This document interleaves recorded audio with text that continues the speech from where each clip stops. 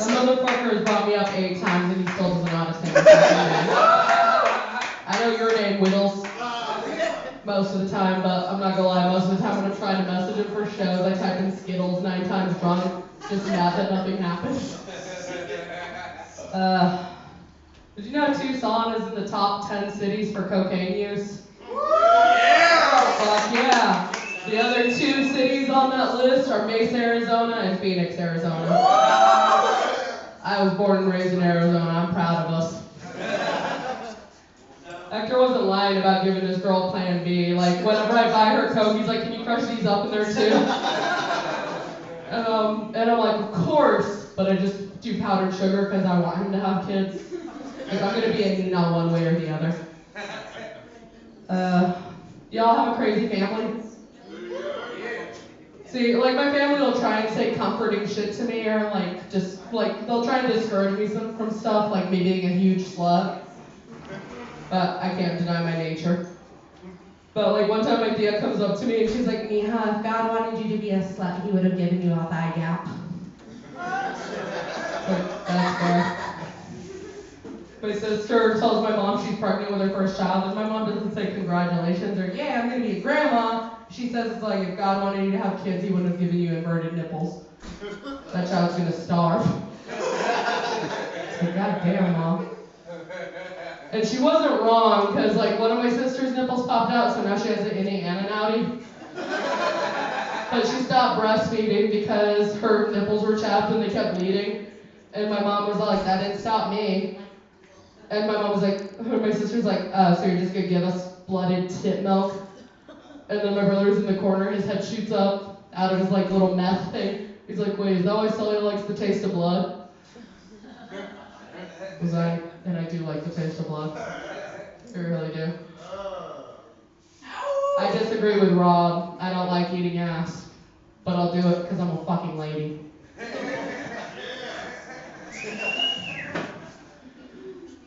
It's been a while since I've had a miscarriage. But every time I have one, I listen to Shine Down on repeat, because sometimes goodbye's a second chance. Yeah. Not gonna lie. I haven't come to terms with my miscarriages yet, but to be fair, neither did they. Oh my God. Sometimes it's gonna get worse.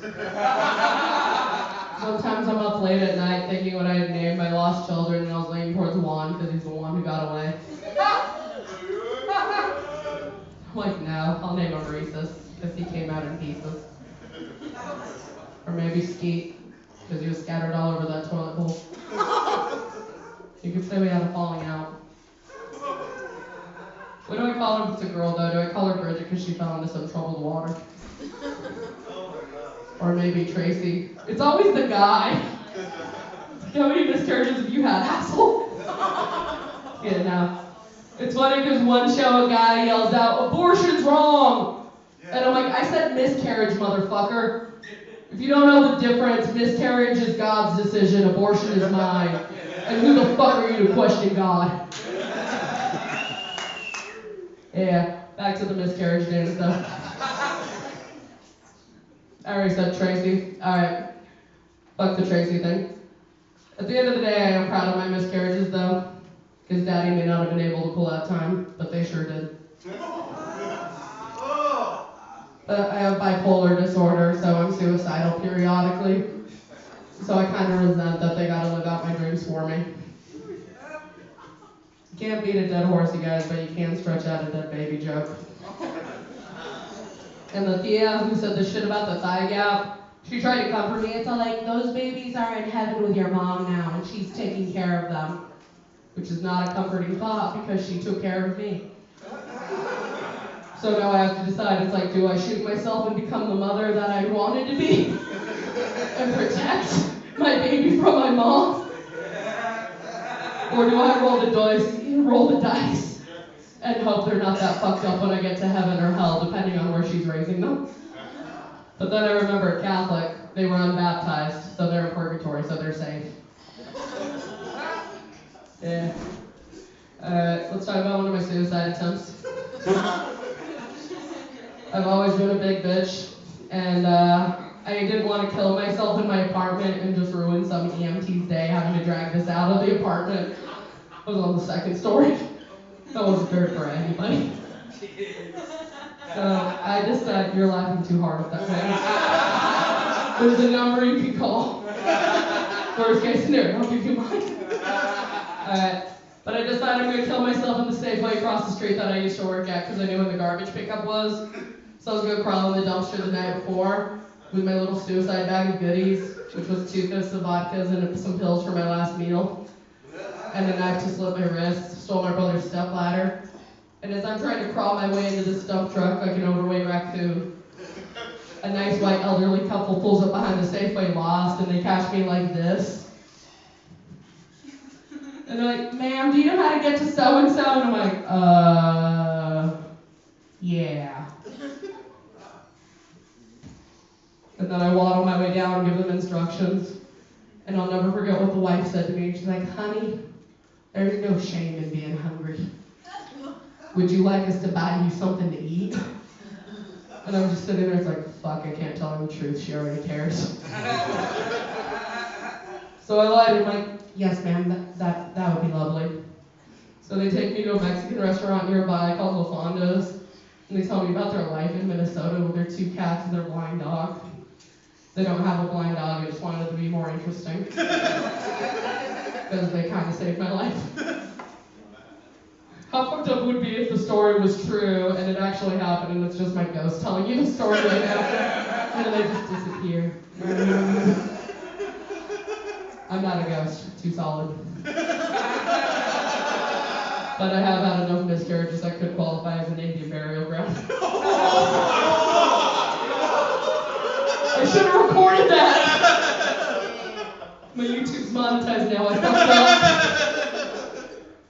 But so they dropped me off after La Fonda's, and I'm like, alright, I'm gonna take a shit, and then I'm gonna go kill myself. But the enchiladas I ordered that night gave me diarrhea. So I was glued to that toilet for like 6-8 hours. So by the time the dump truck had come and gone, I'm like, fuck it, I'll kill myself next week. But before next week happened, I watched the entire Lord of the Rings trilogy. And it's hard to feel sorry for yourself after everything Frodo Baggins went through. So I lived. Or did I? Ooh. I'm not hammered. Let's see, we talked about that. Alright, so I walked in on my nephew masturbating, right? And like, I see what he's doing and I'm gonna go give him his privacy, but the problem was he was doing it like this. Like he was patting it. And I'm like, I'm gonna leave him alone, but I'm a Thea, and I love him, and I want him to be happy and successful. So I turned back around and I'm like, Mijo, I think you're doing it wrong. He looks at me all sheepish, he's like, no, Thea, I finished, I was just telling you good job. He's my favorite nephew now. I did not handle it nearly as well as somebody walking in on me masturbating. My roommate walked in, I threw my vibrator against the wall and said, he told me he was 18! I don't even know why he said that. I was thinking about Russell Crowe at the time. And not young, hot gladiator Russell Crowe, Pope's exorcist Russell Crowe. Fat Russell Crowe with a beard, because he looks like my granddaddy. And I've got a lot of issues I need to work through and can't afford a therapist. He was a nice man. I sound like Short Kings if you're in the audience. And if that bitch here who was sorry about hanging out at the zoo at 3 a.m., I love you. Unrelated. See, Rob, I can hit on the audience and strike out too.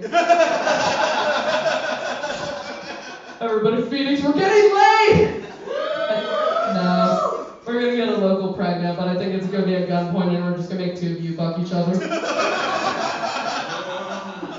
I'm just kidding. I'm not allowed to have guns since I got my back one. But like, back to the like walking in. Do you know what's worse than somebody walking on you masturbating or having sex? My brother walked in on me cutting myself. He opens the door and sees what I'm doing and he goes, oh. And then he closed the door. I'm just sitting there with my box and I'm like, that kind of killed the moment, but we can salvage this. So I hit play on my Cutter's playlist. Because I'm a fun cutter, you guys. I want you to know that playlist consists of 2 songs. The Jaws theme song and John Mellencamp, I'm sure it's so good. So I hit play and I'm about to go, and it's like, doo-doo-doo-doo. Then I hear it. Are you still doing it? And I'm sitting there, I'm like, yeah, why? He's like, can you stop? I need to ask you something. I'm like, fuck yeah, I guess. So I clean up my legs a little bit, retract the box cutter, throw a blanket over. He walks in, I'm like, what's up? And he's like, I was thinking about ordering a pizza. Wanted to know if you wanted to go halvesies on it. Like, that's why you want to ask me right now? He's like, yeah, to be fair, I didn't know you were doing this shit. I'm like, fair enough. Yeah, I'll get the pizza. And he's like, cool. Pepperoni and jalapeno? I'm like, yeah, that's fine. And then he just stands there, he's like, cool. And I'm like, anything else? And he's like, yeah, could you maybe not do this until after we eat? I'm like, why does that matter? He's like, I don't know, but why are you cutting at angles? I was trying to get the fan shape. He's like, well, don't do that. We'll watch The Lord of the Rings afterwards. So we all know how that story ended. The Lord of the Rings has saved my life more times than Narcan. I'm just fucking with you. I can't do hard drugs. My veins are too small. I can't donate plasma, which I need. Like, I would love to donate plasma so the alcohol can get me quicker. Because those are my addictions, alcohol and nicotine, and a little bit of cocaine. But I can't do the cocaine because it has Plan B in it right now.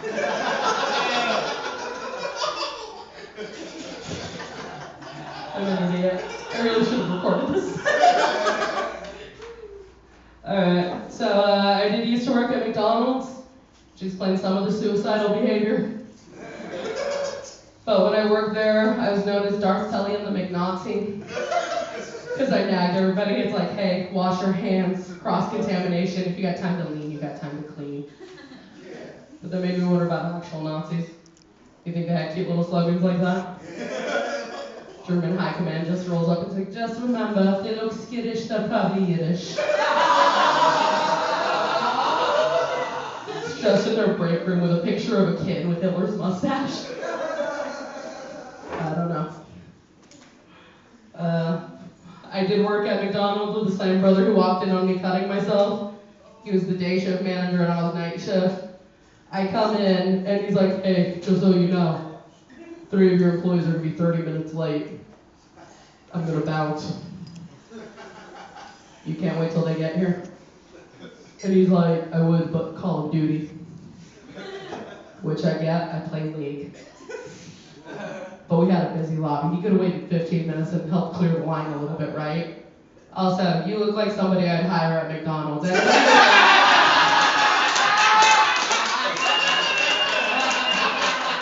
Yeah, there's only 2 people in the United States you want making your food. Mexicans or a dude with a neck tattoo.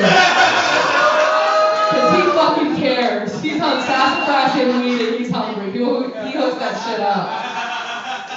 You don't want somebody sober making your McDouble, following the instructions until like you only get 2 pickles according to company policy. And if I can't be happy, you can't either. It's like, I'm sorry your wife miscarried. You don't look like you've gotten anything pregnant. No disrespect. You look like Steve from Blue's Clues.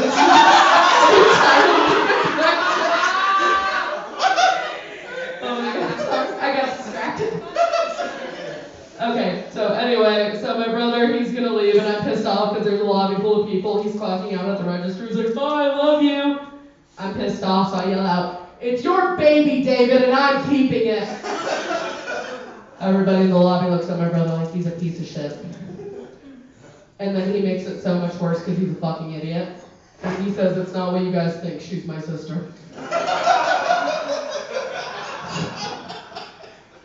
He has 5 kids now. None of them mine, but I do think he's trying to make up for every child I didn't have. Some of them laughed. You don't know what? The rest of you clutching your pearls like you can throw them. Are we not in Tucson, people?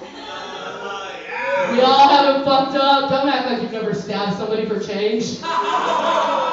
Dude, I was pissed off. I go to New York and I thought they would be okay with dark comedy, but they had a problem with it.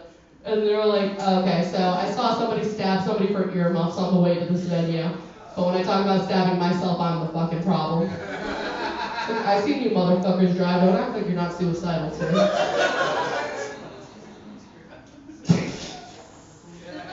I'm a dumbass. Alright. Have I talked about sex yet? Alright. So I do think about sex all the time. Except for when I'm actually having it. Then I think about everything else. One time there was a gentleman hitting it from behind and he said, "Who's your daddy?" I was zoning out. I thought that was a legitimate question. So I said, "David Contreras." He stopped mid-thrust and said, "What?" I'm not paying attention, still bent over. I'm so glad this is right here. I'm so lazy, you have no idea. But I'm like half-assedly riding his cock, and I'm like, "David Contreras." And my mom is Maria Teresa Calistro Bennett. And my sister's Sarah Montoya. And my brother's also David Contreras. At this point, he turns me around. He's like, "Why are you telling me this?" And I'm like, "You asked me about my family." And he's like, "That's not what happened here." I'm like, shit, my bad, bro.